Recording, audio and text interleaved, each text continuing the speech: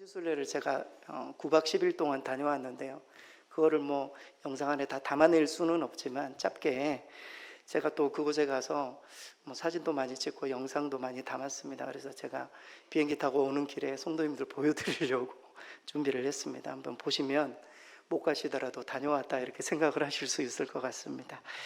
오늘 본문 말씀을 통해서 진정한 행복의 열쇠라는 제목으로 하나의 말씀을 전하겠습니다. 저희가 서울 강남로의 목사 장로 수련회 그리스 또 튀르키예 기독교 유적지 탐방 기도해 주신 덕분에 잘 다녀왔습니다.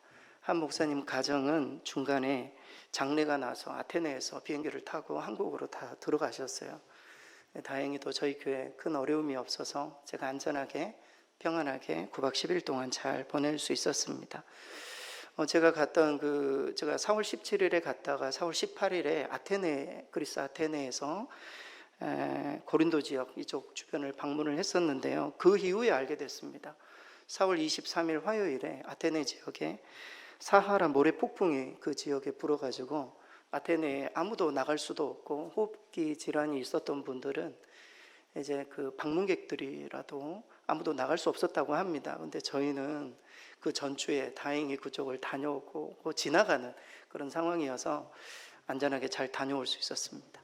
성도님들이 많이 기도해 주신 덕분이 아니었나 그런 생각이 들기도 합니다. 특별히 무엇보다 매 순간마다 지나가는 곳마다 사도 바울이 이곳을 봤겠구나, 사도 바울이 이 지역을 지나갔겠구나. 2000년 전에 사도 바울은 이것을 보고 어떤 생각이 들었을까?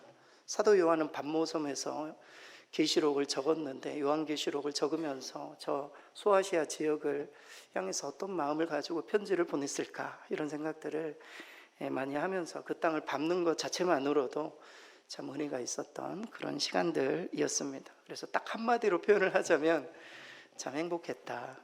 우리 성도님들 많이 기도해 주신 덕분에 참 행복한 그런 순례길을 잘 다녀왔습니다. 행복에도 등급이 있다고 합니다. 가장 낮은 등급의 행복은 외적인 것에 의한 행복입니다.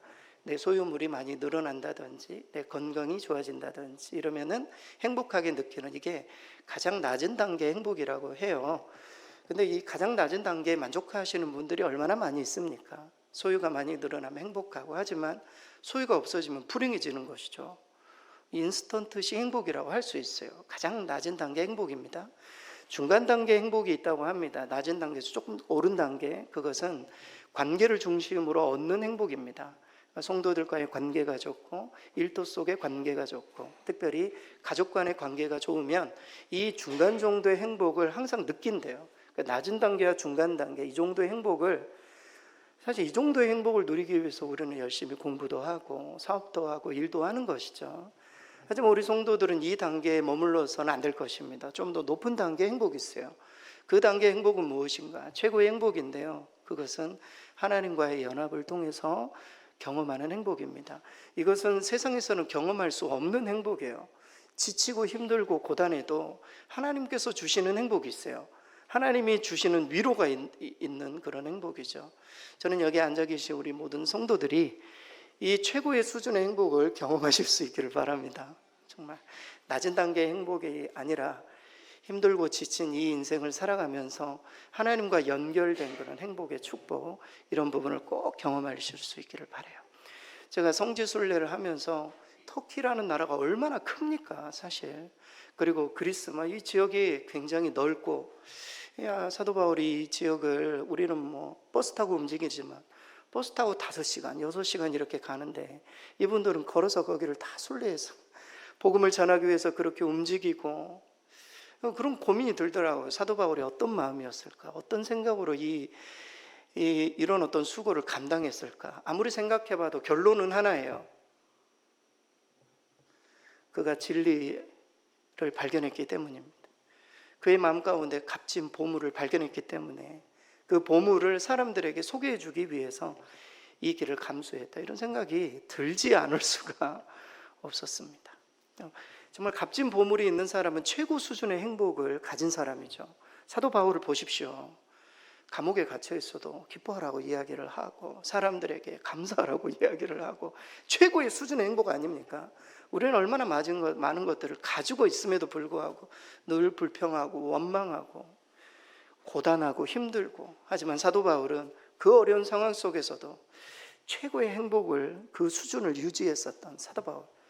예수님을 믿는 사람들이 이 수준까지는 가야 된다, 이제 그런 말씀을 좀 드리고 싶습니다. 아무튼 감추인 보화, 진정한 행복이 무엇인가를 발견하게 되면 최고의 수준의 행복을 우리가 유지할 수 있음을 성경은 말해줍니다.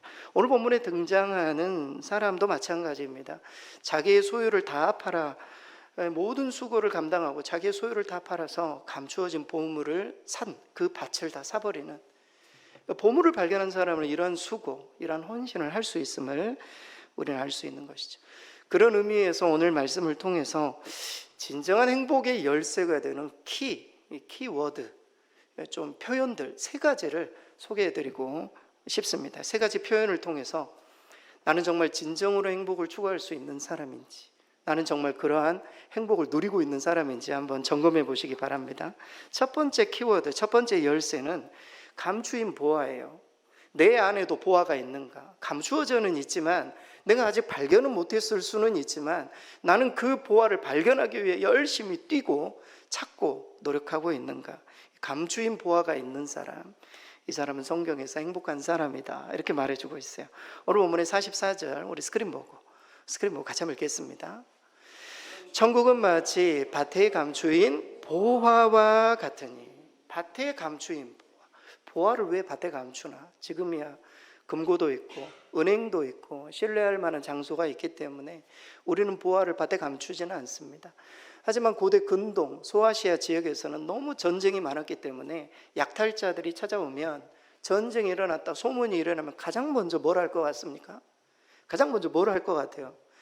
자신의 가장 좋은 보물들, 귀한 값진 보물들을 어디에 감출까, 이런 고민을 당신은 했다고 합니다. 어디 감출 데가 없잖아요. 사실 약탈자들이 와가지고 일단 집을 다 불살라버리고 막 이러기 때문에 감출 데가 없으니까 땅을 파가지고, 가족들만 아는 곳에 땅을 파가지고 보물을 그것에 감추어 놓는 겁니다. 그래서 오늘 본문의 배경이 그래요. 그래서 천국은 마치 밭에 감추인 보화와 같다. 이 보화를 딱 감추어 놓고 난 다음에 전쟁을 떠난다든지 아니면 다른 곳으로 이동을 한다든지 막 이렇게 하겠죠. 그러다가 이 사람이 죽어버리는 겁니다. 전쟁에서 죽기도 하고, 아니면은 다시 자신의 고향 땅에 다시 돌아오지 못하기도 하고. 그러면 보화가 감추인 채로 10년이 지나고 100년이 지나고 200년이 지나고, 그래서 그 감추어진 보화가 있는 상태에서 어떤 사람이 밭을 갈다가 그 감추인 보화를 발견하게 된 것입니다. 그 보화를 발견한, 그 보화가 있는 그 자리에 우리가 있다라는 그 사실 자체만으로도 그 사람은 참 행복한 사람이다, 이렇게 말씀을 드릴 수 있습니다. 그래서 예수님께서는 오늘 이 이야기를 통해서 감추어진 진정한 보화, 무엇입니까? 하나님의 나라죠. 이 하나님의 나라를 우리 모두가 찾아야 된다, 이 부분을 강조해 주고 있습니다. 하지만 이미 그 보화는 감추어져 있었지만 이제는 우리 모두에게 예수 그리스도를 통해서 그 보화는 드러나 있어요. 우리는 천국을 알고 있고 하나님의 나라를 알고 있고 예수 그리스도를 통해 주신 하나님의 통치를 경험하고 있는 사람들은 이미 보화를 가지고 있는 것이죠. 성경은 그런 사람들을 행복한 사람이다, 진정한 행복한 사람이다, 이렇게 말해주고 있습니다. 그래서 내 안에 보화가 있다, 이 부분을 결코 잊어서는 안 됩니다. 여러분 우리 성도님들 다 아시겠지만 1867년 정도에 러시아가 재정이 너무 힘들었습니다. 그러니까 재정이 고갈이 된 거예요. 그래서 러시아가 고민을 하다가 이 재정을 어떻게 메꿀 것인가 고민을 하다가 얼음의 땅인 알래스카를 팔아야 되겠다. 알래스카 땅 아시죠? 미국의 알래스카, 그 땅을, 지금 미국 땅이지만 알래스카를 팔아야 되겠다. 그래서 팔게 됩니다. 그런데 이 알래스카 땅에 한번 사진 보여주세요. 알래스카 땅에 엄청난 보화들이 숨겨져 있었던 것이죠. 러시아 사람들은 보지를 못했던 거예요. 다 얼음만 있다고 생각했던 그 땅이 엄청난 보화가 담겨 있었습니다. 미국이 이것을 $720만 샀어요. $720만. 말도 안 되는 가격이죠. 이것을 사가지고 알래스카를 막 채굴하기 시작했습니다. 그랬더니 1929년에 금광이 그곳에 발견되었습니다. 이 땅이 감추어진 보화로 가득했던 그런 땅이었던 것이죠. 1968년에는 96억 배럴, 저는 이 배럴이 얼마나 큰지는 잘 모르겠어요. 그런데 엄청나게 큰 유전이 발견이 되었습니다. 이곳에 감추인 보화가 있었다는 사실을 몰랐어요. 그래서 그 땅을 사고 난 다음에 수산자원 그리고 또 지하자원 엄청나게 매장되어 있는 미국 땅에서도 가장 큰 주가 된 이 보화를 보지를 못했던 거예요. 러시아는. 사랑하는 성도 여러분, 이 세상에는요 예수 그리스도 안에 엄청난 보화가 있다는 사실을 모르고 살아가는 사람들이 너무나도 많습니다. 하지만 이 자리 가운데 있는 분들은 그 보화를 발견한 분들이시잖아요. 성경은 그런 사람을 진정한 행복자다 그렇게 표현하고 있어요. 여러분 골로새서 2장 3절에 보면 이런 구절이 있습니다. 우리 스크린 보고 같이 한번 읽겠습니다. 그 안에는 지혜와 지식의 모든 보화가 감추어져 이것을 캐내야죠. 그 안에 다 감추어져 있는 보화. 그래서 감추인 보화를 가지고 있는 우리 모든 성도들은 다 행복한 자다. 성경은 그렇게 말해주고 있습니다. 그래서 진정한 행복을 여러분 잊지 마시기 바랍니다. 두 번째 진정한 행복의 열쇠는 그 보화를 우연히 발견한 사람이에요. 여러분 모든 성경의 진리는 사실 우연히 발견되는 겁니다. 물론 우리 편에서는 우연이지만 하나님 편에서는 섭리죠. 우연히 발견한, 오늘 본문에 이 밭을 갔던 사람도 이 보물을 우연히 발견합니다. 오늘 본문의 44절 우리 스크린 보고 같이 한번 읽겠습니다.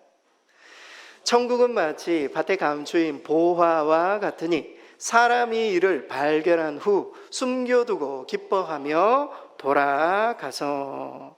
발견한 후, 보물을 찾기 위해 막 찾다가 발견한 게 이런 표현이 아니에요. 밭을 갈다 보니까 그 보물을 우연히 발견하게 된 겁니다. 우연히 보물이 걸린 거예요. 갈고리로 막 이렇게 하다가 티그득 봤더니 이게 뭐야? 100년 전에 아니면 1000년 전에 보물이 발견된 것입니다. 얼마나 기뻤겠습니까? 이건 뭐 다른 사람들에게 이야기하면 안 되니까 조용히 가가지고 이렇게 웃다가 자신의 전 재산을 모으기 시작합니다. 그래가지고 아예 그 밭을 사버리죠. 그 보물만 사는 게 아니라 그 밭을 통째로 사버리는. 우리는 그것을 선물이라고 합니다. 우연히 발견한 거야. 성경에서 이 카리스라는 이 은혜라는 단어는 우연히 발견했다 이런 표현이 있어요. 하나님께서 그러니까 우리 인간 편에는 그렇다라는 겁니다. 우리 인간 편에는 우연히 발견하는 것이 사실은 카리스 은혜이고 선물입니다. 저도 중학교 3학년 때 예수님을 알게 됐어요. 우연히 제 친구를 만나게 됐고 우연히 그 친구가 전도를 했고 예수님을 만나게 됐어요. 제가 찾은 게 아니에요. 우연히 발견했던 것이죠. 우리 자녀들은 이 세상에 태어났죠. 태어나고 보니 부모님이 부모님이 목사님이고 사모님이고 예수 믿는 가정에서 태어났어요. 이거는 정말 우연이에요. 우연. 물론 우리 편에서는 우연이고 하나님 편에서는 그 섭리라고 말씀드릴 수 있습니다. 여러분 19세기 초에 전쟁터에 나간 나폴레옹이 클로버가 잔뜩 있는 숲을 지나가다가 우연히 네잎클로버를 보게 되었다고 합니다. 네잎클로버. 그래가지고 이게 뭐지? 네잎클로버? 해가지고 고개를 숙여가지고 네잎클로버를 딱 끊는 순간 그 위에 총알이 지나갔대요. 전쟁터였으니까 총알이 딱 지나갔대요. 만약에 네잎클로버를 내가 보고 그것을 뜯지 않았으면 내가 여기서 죽었겠구나 이렇게 생각해서 네잎클로버의 이름을 행운이다 이렇게 명명했다고 합니다. 여러분 이 행복이라는 단어, 해피니스라는 행복이라는 단어는 어디에서 나온 겁니까? 해프니에서 나온 해픈, 우연이라는 단어에서 파생되었습니다. 행복이라는 것은 우리가 인생을 살아가다가 우연히 만나는 것이라는 생각에서 시작이 된 거예요. 여러분 우리는 우연한 만남들, 저도 아내를 만나고 교회를 만나고 제 인생에 있어서는 굉장히 우연적인 일들이거든요. 하나님 안에서는 필연적인 일이지만 우리 편에서는 우연한 발견이자 만남이자 사건이지만 하나님 편에서는 절대 그렇지 않은 것이 바로 이 해픈, 행복이라는 단어입니다. 하나님께서는 창세 전부터 감추인 보화를 우리 가운데 숨겨두고 계시다가 우연히 우리에게 쫙 보여주시는, 그래서 우리는 예수님을 만나고 그 행복을 누리고 있는 사람들임을 성경은 말해주고 있어요. 그래서 굉장히 많은 작업을 하신 거예요. 우리는 우연이지만 하나님은 많은 작업들을 통해 우리를 예수님을 만나게 하시고 교회를 만나게 하고 이 자리에서 예배를 드릴 수 있도록 그렇게 하신 것입니다. 그래서 아무튼 그런 만남들을 통해서 우리가 행복한 행복한 사람임을 우리는 결코 놓쳐서는 안 될 것입니다. 오늘 교회 나오신 것도 여러분 우연이 아닙니다. 여러분 꼭 기억하시기 바랍니다. 우리 고 김수자 권사님 자녀분들, 우리 따님이 오셨는데 절대 우연이 아닙니다. 이곳에 오신 것은 다 하나님의 섭리와 계획 가운데 우리가 이곳에 있음을 잊지 마시기 바라요. 오늘 또 새롭게 방문하신 분들, 전에 오셨다가 또 이번에 오셨는데 우연이 아니라는 사실을 꼭 기억하시기 바라요. 우리는 우연이지만 하나님은 항상 섭리하시고 사람들을 붙여주시고 사건을 보내주셔서 하나님의 복음을 듣게 하시고 하나님을 만나게 하신다. 그런 어떤 영안의 눈이 열리게 되면은 우리 삶을 온전히 하나님께 맡길 수가 있어요. 이런 사람을 성경은 진정한 행복자다 이렇게 선언하고 계십니다. 우연한 만남이지만 하나님이 함께 하셨다. 마지막으로 진정한 행복의 마지막 열쇠는 감추인 보화를 발견한 후 그것을 내 것으로 만들기 위해서 마땅한 대가를 지불하는 사람이에요. 마땅한 대가를 지불하는 사람, 이런 사람을 행복자다 성경은 말해요. 오늘 본문의 44절 우리 마지막으로 함께 읽겠습니다. 천국은 마치 밭에 감추인 보화와 같으니 사람이 이를 발견한 후 숨겨두고 기뻐하며 돌아가서 자기의 소유를 다 팔아 그 밭을 사느니라. 천국을 소유하기 위해 일부를 팔아서는 안 된다 성경은 말해요. 몽땅 자기의 모든 것들을, 심지어 성경은 가족까지도 버려야 된다 이렇게까지 이야기를 합니다. 왜냐하면 그 보물이 너무나도 크기 때문입니다. 사실 여기에서 우리 신앙의 갈등이 일어납니다. 우리가 모든 것들을 다 어떻게 버리고 예수님을 따를 수 있습니까? 그러면 세상 우리 가운데 있는 모든 것들을 다 버리라는 겁니까? 성경은 그것을 말하고 있잖아요. 우리가 소유를 파는 데만 집중하니까 이 성경을 잘못 해석할 수 있습니다. 사실은 모든 것을 투자해서 그 밭을 사는 이유는 보화 때문이죠. 그 보물이 너무나도 크기 때문에.